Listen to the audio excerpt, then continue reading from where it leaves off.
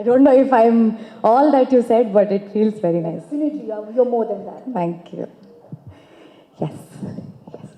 ಮಾಗ್ನಮ್ ದೀಕ್ಷಾ ಆಗಿರ್ಬೋದು, ಈ ಸಿನಿಮಾ ಆಗಿರ್ಬೋದು, ನೋಯಿಂದ ಎಸ್ ಬರೋದು ಆ ಜರ್ನಿ. ಎಲ್ರಿಗೂ ನಮಸ್ಕಾರ. ತುಂಬ ದಿನ ಆದಮೇಲೆ ಇಷ್ಟು ಜನ ನೋಡ್ತಾ ಇದ್ದೀನಿ ಆ್ಯಂಡ್ ಪ್ರತಿ ಸರ್ತಿ ಈ ಫೇಸಸ್ ಮೀಡಿಯಾ ಯೂಶಲಿ ನೋಡೋ ಮುಖಗಳು ನೋಡಿದಾಗ ಖುಷಿ ಆಗುತ್ತೆ. ಅಂದರೆ ಸ್ಟಾರ್ಟಿಂಗ್ ಬಂದಾಗ ಭಯ ಆಗ್ತಾಯಿತ್ತು, ಈಗ ಓಕೆ ಇವರೆಲ್ಲರೂ ಇದ್ದಾರೆ, ಒಬ್ಬಳೇ ಬಂದ್ರೂ ಇವರೆಲ್ಲರೂ ನಂಗೆ ಪರಿಚಯ ಇದ್ದಾರೆ ಅಂತ ಅನಿಸುತ್ತೆ. So thank you for coming. ನಮ್ಮ ಸಿನಿಮಾಗೆ ನಿಮ್ಮ ಸಪೋರ್ಟ್ ತುಂಬ ತುಂಬ ಮುಖ್ಯ.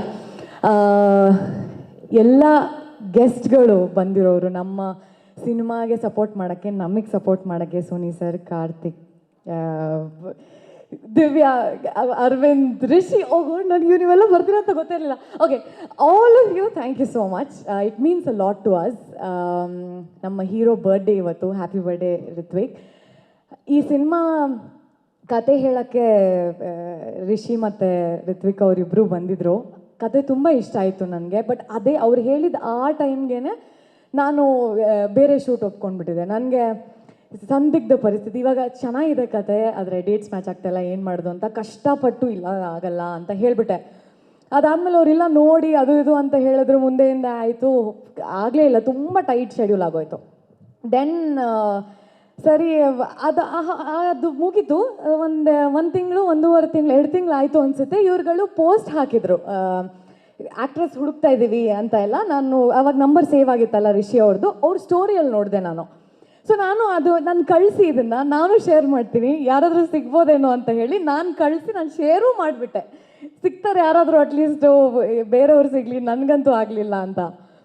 ಅದಾದಮೇಲೆ ಮತ್ತೆ ನಾನು ಯಾವುದೋ ಒಂದು ಇವೆಂಟ್ ಅಲ್ಲಿ ಚರಣ್ ಅವ್ರನ್ನ ಮೀಟ್ ಮಾಡಿದೆ. ಸೊ ನನಗೆ ಗೊತ್ತಿರಲಿಲ್ಲ ಇವ್ರು ಇನ್ನೂ ಆ ಕಾನ್ವರ್ಸೇಷನ್ ಮಾಡ್ತಾಯಿದ್ರು, ನಿಶಾಂತ್ ಸರ್ ಎಲ್ಲರೂ ಈ ಕಾನ್ವರ್ಸೇಷನ್ ಆಗ್ತಾನೆ ಇತ್ತು ಅಂತ. ಸೊ ಶರಣ್ ಅವರು ಈ ಥರ ಏನು ಮಾಡ್ತಾಯಿದ್ದೀರಾ ಅಂತ ನನಗೆ ಕೇಳಿದ್ರು, ನೀವೇನು ಮಾಡ್ತಿದ್ದೀರಾ ಅಂತ ನಾನು ಕೇಳಿದೆ. ಸೊ ಅವಾಗ ಅವರು ನಾನು ಈ ಥರ ಒಂದು ಮಾನಮಿ ಅಂತ ಒಂದು ಸಿನಿಮಾ ಒಪ್ಕೊಂಡಿದ್ದೀನಿ. ಮಾನಮಿ ನನಗೆ ಗೊತ್ತು, ಮಾನಮಿ ಚೆನ್ನಾಗಿದೆ ಕತೆ, ಬಟ್ ಆಗಲಿಲ್ಲ ಶರಣ್ ಅಂತ ಹೇಳಿದಾಗ, ಅಯ್ಯೋ ಅವ್ರು ಇನ್ನೂ ನೀವೇ ಬೇಕು ಅಂತ ಟ್ರೈ ಮಾಡ್ತಾ ಇದ್ದಾರೆ, ನಿಮ್ಗೇನೋ ಡೇಟ್ಸ್ ಇಲ್ವಂತಲ್ಲ ಅಂತ.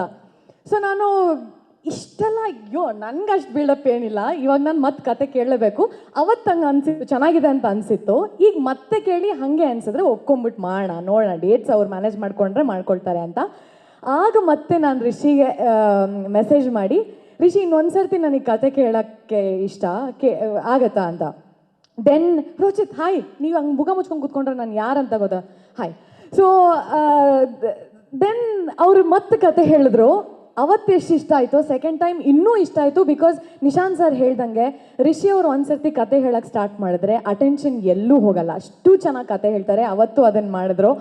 ನಾನು ಐ ವಿಲ್ ಡೂ ಇಟ್ ಅಂತ ಆನ್ ಸ್ಪಾಟ್ ಹೇಳಿ, ಅದಾದಮೇಲೆ ಡೇಟ್ಸ್ ನೀವೇ ಮ್ಯಾನೇಜ್ ಮಾಡಬೇಕಾಯ್ತು. ಆಯಿತು, ನೀವು ಯಾವ ಡೇಟ್ಸ್ ಹೇಳ್ತೀರೋ ಅದು ಮ್ಯಾನೇಜ್ ಮಾಡ್ಕೊಳ್ತೀವಿ ಅಂತ.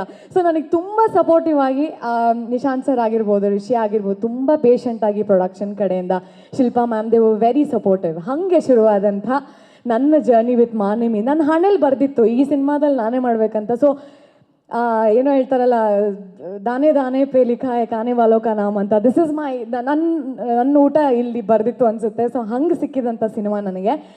ಈ ಸಿನಿಮಾಗೆ ಬಂದ ಮೇಲೆ ನನಗೆ ಎಂತೆಂಥ ಕಲಾವಿದರು ಇಲ್ಲಿ ಇದ್ದಾರೆ ಅನ್ನೋದು ಗೊತ್ತಾಯಿತು. ನನಗೆ ಶಿವು ಸರ್ ಕೆಲಸ ನಾನು ಮೊದಲೇ ನೋಡಿದ್ದೆ, ಬಟ್ ಈ ಸಿನಿಮಾದಲ್ಲಿ ಅವ್ರ ವರ್ಕ್ ಎಲ್ಲ ಸಿನಿಮಾಗಿಂತ ವಿಭಿನ್ನವಾಗಿದೆ. That is the thing. ನಾವು ಒಂದೊಂದು ಪ್ರಾಜೆಕ್ಟಿಂದ ಒಂದೊಂದು ವಿಭಿನ್ನವಾಗಿ ಏನೋ ಒಂದು ತೊಗೊಂಡು ಮಾಡ್ತಾ ಇರಬೇಕು. ನಮ್ಮ ಕೆಲಸಗಳು ನಮಗೆ ಇಷ್ಟ ಆಗ್ತಾ ಹೋಗಬೇಕು, ವಿಭಿನ್ನ ಅನಿಸ್ಬೇಕು. ಹಾಗೆ ಅನಿಸಿದಂಥ ಒಂದು ಕೆಲಸ ನನಗೆ ಶಿವು ಸರ್ ಅವ್ರದ್ದು. ಆ್ಯಂಡ್ ರಿತ್ವಿಕ್ ಅವರು ನನಗೆ ನನ್ನ ಕೋ ಆ್ಯಕ್ಟರ್. ಇನ್ಫ್ಯಾಕ್ಟ್ ನಾನು ಅವರ ಸೀರಿಯಲ್ಗಳನ್ನ ಅಷ್ಟು ನೋಡಿರಲಿಲ್ಲ.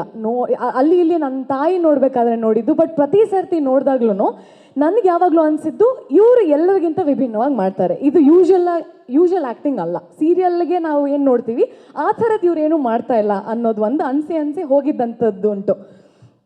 ಸೊ ನಾನು ನೋಡಿದ ಸೀರಿಯಲ್ಲು ರಿತ್ವಿಕ್ ಮತ್ತು ರಿಷಿ ಅವ್ರ ಸೀರಿಯಲ್ಲು.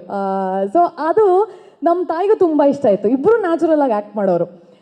ಹಂಗಾದ್ಮೇಲೆ ಇವ್ರ ಮೀಟಿಂಗಲ್ಲಿ ನೋಡಿದೆ. ಮೀಟಿಂಗಲ್ಲೂ ನನಗೆ ಇವ್ರೇನು ಒಂದು ಮಾತು ಆಡಿರಲಿಲ್ಲ. ಸೊ ನೆಕ್ಸ್ಟು ಸೆಟ್ಟಿಗೆ ಬಂದಾಗ ಅವ್ರ ಡೆಡಿಕೇಶನ್, ಅವ್ರ ಆ್ಯಕ್ಟಿಂಗ್, ಅವ್ರ ಪರ್ಫಾರ್ಮೆನ್ಸ್, ಅಂದರೆ ಅವ್ರದ್ದು 2 ವ್ಯಕ್ತಿತ್ವ, ಲೈಕ್ ಸ್ಪ್ಲಿಟ್ ಪರ್ಸ್ನಾಲಿಟಿ ಥರ ವರ್ಕ್ ಮಾಡ್ತಾರೆ. ಅವ್ರ ಯೂಶುವಲ್ ಸೆಲ್ಫ್ ಅಲ್ಲಿ ಯಾರ ಜೊತೆನೂ ಮಾತಾಡಲ್ಲ, ತುಂಬ ಸೈಲೆಂಟಾಗಿರ್ತಾರೆ, ಅವ್ರ ಪಾಡಿಗೆ ಅವ್ರು ಇರ್ತಾರೆ.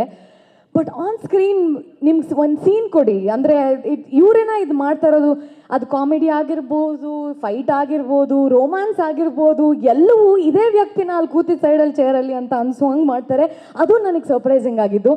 ನಾನು ಏನೇ ಅಂದರೆ ನಾನು ಆನ್ ಸೆಟ್ ಏನೋ ಒಂದು ಇಂಪ್ರೂವೈಸ್ ಹಂಗೆ ಬಂದಾಗ ಏನೋ ಮಾಡಿಬಿಟ್ಟಾಗ ಅದ್ರ ತಕ್ಕ ಹಾಗೆ ಒಂದು ಸ್ಟಿಕ್ ಆಗ್ದಂಗೆ ನಾನು ಏನು ಮಾಡ್ತೀನೋ ಅದಕ್ಕೂ ಅವ್ರು ಅಡ್ಜಸ್ಟ್ ಆಗಿ ಮಾಡೋದಿದೆಯಲ್ಲ, ಅದು ಒಂದು ಆರ್ಟಿಸ್ಟ್ಗೆ ಕೊಡುವಂಥ ಸಾಥ್. ಅದು ಥ್ರೂ ಔಟ್ ದ ಫಿಲ್ಮ್ ಅದು ನನಗೆ ಸಿಕ್ಕಿದೆ ಋತ್ವಿಕ್ ಕಡೆಯಿಂದ. ಆ್ಯಂಡ್ ಅದು ಕಾಣಿಸುತ್ತೆ ನಿಮಗೆ ಸಿನಿಮಾದಲ್ಲಿ ನೋಡಿದಾಗಲೂ ಕೂಡ. ಸೊ ಅದಕ್ಕೆ thank you so much Ritwik.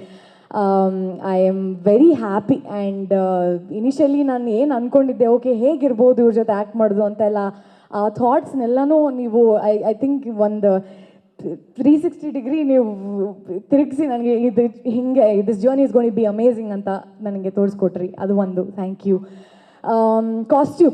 Costume ಬಗ್ಗೆ ಹೇಳಬೇಕು. ನಾನು ಎಲ್ಲ ಇಷ್ಟು ಚೆನ್ನಾಗಿ ಕಾಣ್ತಾ ಇರೋದು ಆ ಮಂಗಳೂರಿನ ಎಸೆನ್ಸ್ನ ಮಂಗಳೂರು ಹುಡುಗಿನ ಮಾಡೋಕ್ಕೆ ಸಾಧ್ಯ. ನಮ್ಮ ವರ್ಷ ಎಷ್ಟು ಚೆನ್ನಾಗಿ ಆ ಕಲರ್ ಟೋನ್ ಇರ್ಬೋದು, ಈ ಪ್ರತಿಯೊಂದು ಆ ಹೇರ್ ಸ್ಟೈಲಿಂದ ಇರ್ಬೋದು, ಆ ಚಿಕ್ಕ ಚೇನ್ ಏನೋ ಒಂದು ಹಾಕಿದ್ರು ಅದು ಇಲ್ಲ ಮಂಗಳೂರು ಹುಡುಗಿರು ಹಿಂಗೆ ಹಾಕಲ್ಲ, ಮಂಗಳೂರು ಹುಡುಗಿರು ಹೇರ್ ಹಿಂಗೆ ಸ್ಟೈಲ್ ಇರಲ್ಲ ಅಂತ ಒಂದು ಹಾಗೆ ಮಾಡಿದಂಥ ಏನೋ ಡೀಟೇಲಿಂಗ್ ಅಲ್ಲಿತ್ತು. ಅಫ್ಕೋರ್ಸ್ ಅದು ಶಿವ ಸರ್ ಜೊತೆ ಎಲ್ಲ ಆ ಕಲರ್ ಕಾಂಬಿನೇಷನ್ ಎಲ್ಲ ನೋಡ್ಕೊಂಡು ಮಾಡಿದ್ದಾರೆ. ಅದು ಋತ್ವಿಕ್ ಅವರ ಡೈರೆಕ್ಷನ್ ಅಂದರೆ ಅವ್ರು ಪ್ರತಿ ಸರ್ತಿ ನೀವು ಮಾಡಿದ್ದೆ ಸರಿ ಅಂತ ಬಿಡೋದು, ಅವಾಗ ನಮ್ಮ ಬೆಳವಣಿಗೆ ಏನೂ ಇರಲ್ಲ ಅದರಲ್ಲಿ. ಬಟ್ ಚೆನ್ನಾಗಿ ಮಾಡಿದಾಗ ಸೂಪರ್ಬ್ ಆಗಿತ್ತು ಅಂತ ಹೇಳಿ ಏನಾದರೂ ಆ ದೀಕ್ಷಳಾಗಿ ನಾನು ಕಾಣಿಸ್ಲಿಲ್ಲ ಅಂದಾಗ ಅದನ್ನು ಕರೆಕ್ಟ್ ಮಾಡಿ ನನಗೆ ಅದನ್ನು ನನ್ನ ಸ್ಕ್ರೀನ್ ಮೇಲೆ ಅದನ್ನು ಮಾಡೋಕ್ಕೆ ಹೆಲ್ಪ್ ಮಾಡಿದ್ರಲ್ಲ, ಅದು ಇಟ್ ವಾಸ್ ವೆರಿ ನೈಸ್. ಅವರು ಫಸ್ಟ್ ಟೈಮ್ ಡೈರೆಕ್ಟರ್ ಅಂತ ಎಲ್ಲೂ ಅನಿಸ್ಲೇ ಇಲ್ಲ. ಸೊ ಅದು ತುಂಬ ಸಪೋರ್ಟಿವ್ ಆಗಿ ಅವರಿದ್ರು. ಆ್ಯಂಡ್ ಈ ಕಥೆ ಸುದಿ ಅವ್ರು ಬರೆದಿರೋದು ತುಂಬ ಚೆನ್ನಾಗಿ ಬರೆದಿದ್ದಾರೆ, ಅದರಲ್ಲಿ ನಟನೆ ಕೂಡ ಮಾಡಿದ್ದಾರೆ. ಸೊ ಎಲ್ರಿಗೂ ನೋಡೋಕ್ಕೆ ಸಿಗತ್ತೆ.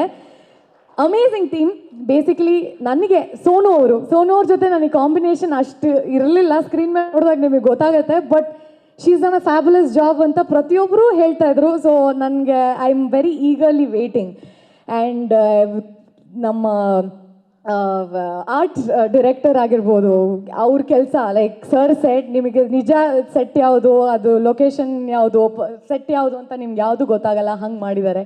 So everybody, all the actors, ನನಗೆ ಒಬ್ರೊಬ್ರನ್ನ ಹೇಳ್ತಾ ಹೋದರೆ ಹಂಗೆ ಹೋಗುತ್ತೆ. ನನ್ನ ಮೇಕಪ್ ಆರ್ಟಿಸ್ಟ್ ಸಿದ್ದು ಅವರು, ಸಂತು, ನನಗೆ ಅವರು ನಾನು ಏನೋ ಒಂದು ಮರೆತು ಹೇಳ್ಬಿಡ್ತೀನಿ, ನಾನು ಅವ್ರಿಗೆ ಥ್ಯಾಂಕ್ ಮಾಡ್ಬೇಕು.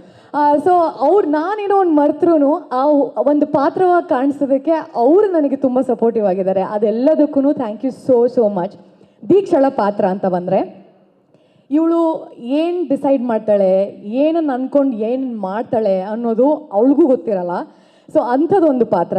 ಆ ಪಾತ್ರಕ್ಕೂ ಚೈತ್ರಳಿಗೂ ಅಜಗಜಾಂತರ ವ್ಯತ್ಯಾಸ. ನಾನು ವೆರಿ ಕ್ಯಾಲ್ಕುಲೇಟಿವ್, ನಾನು ಹಿಂಗೆ ಇದೇ ಆಗಬೇಕು, ಈ ಟೈಮ್ಗೆ ಆಗಬೇಕು ಅಂತ ಯೋಚನೆ ಮಾಡಿ ಮಾಡುವಂಥವಳು. ಬಟ್ ದೀಕ್ಷಾ ಹಂಗೇನೂ ಅಲ್ಲ. She is very emotional, she is reactive. ಅಲ್ಲಿ ಏನು ಅನಿಸುತ್ತೋ ಅದನ್ನು ಮಾಡುವಂಥವಳು. ಆ್ಯಂಡ್ ಯಾವುದಕ್ಕೂ ಏನೋ ಅನ್ಅಪಾಲಜೆಟಿಕ್ಲಿ ಶಿ ಲಿವ್ಸ್ ಹರ್ ಲೈಫ್. ಅವಳು ತಗೊಳ್ಳೋ ಡಿಸಿಷನ್ಸ್ನ ಹಿಂದೆ ಯೋಚನೆ ಮಾಡಿ ಸರಿ ತಪ್ಪ ಅಂತ ತೂಗದೆ ಅವಳ ಜೀವನನ ಅವಳು ನಡೆಸಿ, ಅವಳಿಗೆ ಅನಿಸಿದ್ದನ್ನ ಹೇಳಿ, ಅವಳಿಗೆ ಬೇಕಾದಂಗೆ ಬದುಕುವಂಥ ಒಂದು ಪಾತ್ರ. ಆ ಪಾತ್ರನ ನಾನು ಆದಷ್ಟು ತಕ್ಕ ಮಟ್ಟಿಗೆ ಪೋರ್ಟ್ರೇ ಮಾಡೋಕ್ಕೆ ಟ್ರೈ ಮಾಡಿದ್ದೀನಿ. ಅದು ಹೇಗೆ ಬಂದಿದೆ ಅಂತ ನೀವುಗಳೇ ನೋಡಿ ಹೇಳಬೇಕು ಅಷ್ಟೇ. Thank you. ಜೋರು ಮಳೆ ಬಂದು ಸ್ಟಾಪ್ ಆದಂಗೆ ಆಯಿತು. ವಾಟ್ ಎನರ್ಜಿ ಚೈತ್ರ ಅವರೇ, I love your energy. So any questions? ಆಗೋಯ್ತು, ಮಳೆ ಬಂದ್ಬಿಡ್ತು. Thank you so much. Thank you Chaitra ಅವರೇ. ದೀಕ್ಷಾಗಿ ಖಂಡಿತವಾಗ್ಲೂ ಎಲ್ರಿಗೂ ಪ್ರಿಯವಾಗ್ತೀರಾ ಅನ್ನೋ ನಂಬಿಕೆ ನಮಗಿದೆ.